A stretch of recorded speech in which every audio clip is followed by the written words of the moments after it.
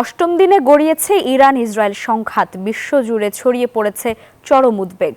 White house জানিয়েছে আর মাত্র 2 সপ্তাহ এর মধ্যেই মার্কিন প্রেসিডেন্ট ডোনাল্ড ট্রাম্প নেবেন ইরানের সম্ভাব্য হামলার চূড়ান্ত সিদ্ধান্ত।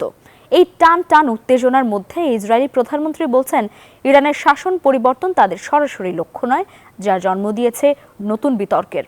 অন্যদিকে ইরানের পারমাণবিক কেন্দ্রে হামলা ডেকে আনবে ইতিহাসের সবচেয়ে বড় পারমাণবিক বিপর্যয়, এমন ভয়াবহ হুঁশিয়ারি দিয়েছে রাশিয়া। আজ জরুরি বৈঠক ডেকেছে জাতিসংঘের নিরাপত্তা পরিষদ। অষ্টম দিনে গড়িয়েছে ইরান ইসরায়েলের মধ্যকার তীব্র সংঘাত, যুদ্ধের দামামা বাজছে মধ্যপ্রাচ্যে।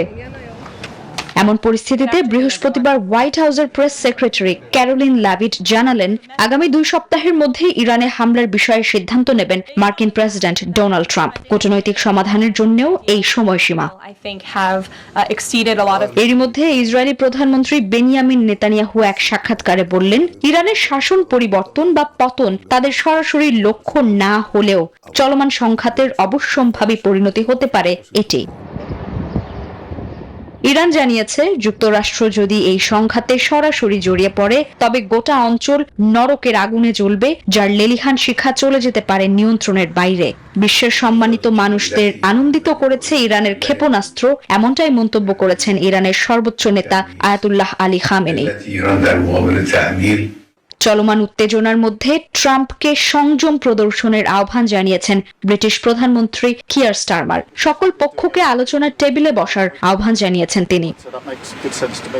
বান্ডেল থাকলে প্রতি সেনমানিতে টাকা বাঁচবে। বিকাশ সেনমানি বান্ডেল কিনে জিতুন প্রতি লেনদেনে। এদিকে ইরানের বুশের পরমাণু বিদ্যুৎ কেন্দ্রে সম্ভাব্য ইসরায়েলি হামলা নিয়ে সর্বোচ্চ সতর্ক বার্তা দিয়েছে রাশিয়া। এমন হামলা ঘটলে তা মানব ইতিহাসের সকল পরিচিত পারমাণবিক দুর্ঘটনাকে ছাড়িয়ে যাবে। সৃষ্টি হবে ভয়াবহতম পারমাণবিক বিপর্যয়।